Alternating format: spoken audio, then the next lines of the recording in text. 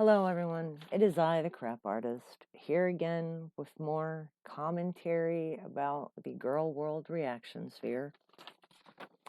This time, my subject of ire is the channel Jawbone.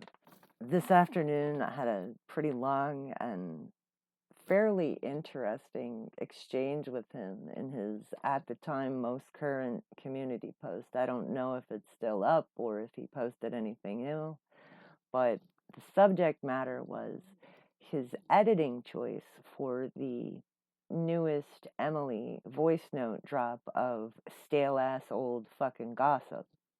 He chose to edit out the part where Emily asks Rachel to not share the information.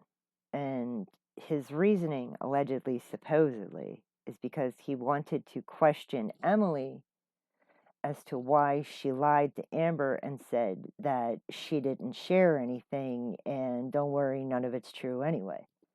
And I call bullshit. I call bullshit. Sir, what you did was you trimmed it down just enough and you posted it thinking that this stale ass old shit that we already knew would net you a couple of dollars real fucking quick before anybody else posts the full context of anything. And then you thought maybe you'd have to do damage control later, and it's fine because you're cheeky and charming, but you're not. You're not. And the whole thing would have been fine. You could have posted the clip and you could have posted it in its entirety with the part where Emily says, and don't share this. And it would have been fine and you would have earned your money. And you could have doubled down on the earning by throwing Miss Rachel under the bus and saying, well, Emily says not to share it, but Rachel shared it with all of us in the Discord. That is what you could have done. And it would have been fine because it's stale ass old tea that we done already knew. And then we could have sat there, Jawbone, we could have sat there and picked apart Emily's inflection and the way she's all fucking deadpan about it, and it sounds like she's just reciting something that somebody wrote down for her, and it's not actually anything. It's really not anything, and it's all just blown out of proportion. And look at you have to jump through all of these hoops and make all of these hilarious excuses to cover your own ass and try to compare yourself with the world and say, oh, anybody else would do it. Honey, no, not everybody else would do it. Some folks work for their money and they're damn proud that they gotta work for their money. And some folks earn a little bit more than $4,000 in a week. Now, as to what is private and what is not private, I've been on the internet for well over 30 years, a long, long fucking time. And in that time, I have learned a great deal about how to maintain one's privacy and one's anonymity while going into really, really strange places. So, in a chat room that is private with invitation only, you must take the extra steps to require some form of identification from every single person you invite into the chat. Either their internet footprint, however big it is, their identification as in their government face and name or their voice, something like that to prove that they are who they are, and not a sock account of Amber's or some such sundry mess. That is how you maintain privacy in a chat. And then you double down on that privacy by making everybody sign a non-disclosure agreement. That is also how you maintain it. And if they break the non-disclosure agreement, you get to sue them and you get more monies. Now, what Rachel did to Emily to get the information was inappropriate. Rachel befriended Emily. She did not go to Emily with journalistic intentions. She did not go to Emily to get her story out. She went there specifically to catch some fresh gossip. Rachel made Emily think that they were friends, made Emily think that she could trust her.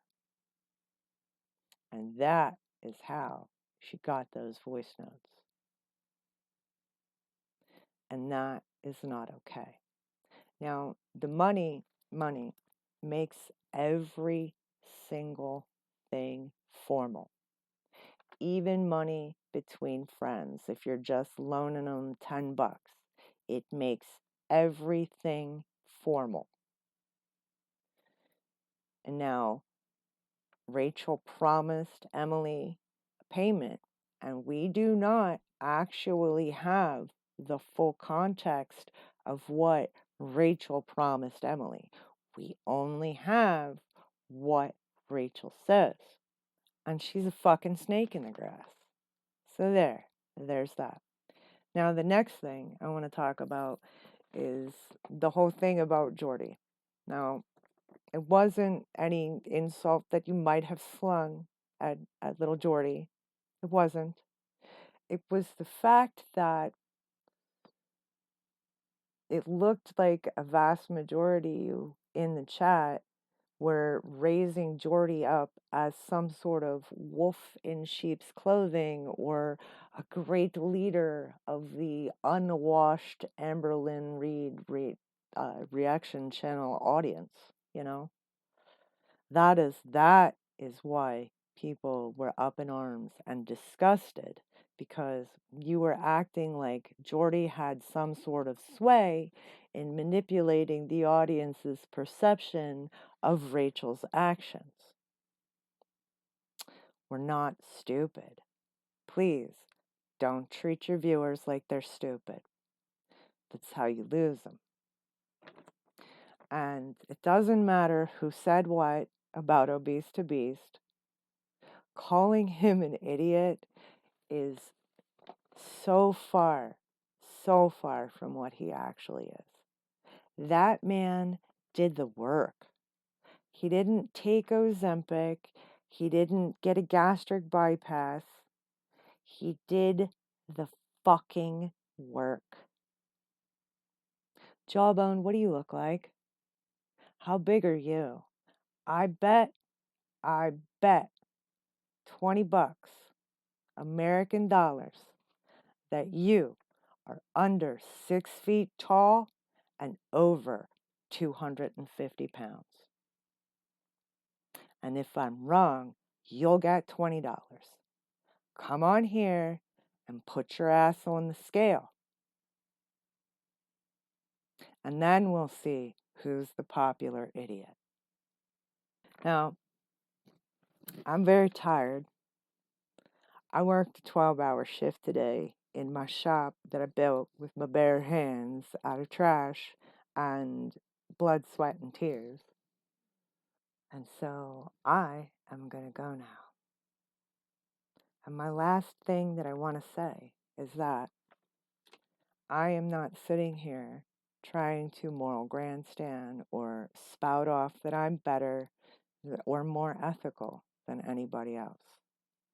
I'm sitting here watching Amberlynn and making comments and gawking and being shocked and disgusted and fascinated, just like all of you.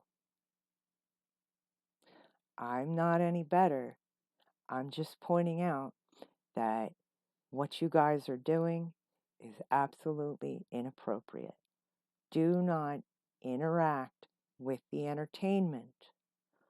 You point, you gawk, you laugh, you make comments. You don't interact with the family members. You don't interact with the exes. And you don't shit where you eat. Now, everybody, be kind to yourselves, because absolutely no one is obligated to do that for you.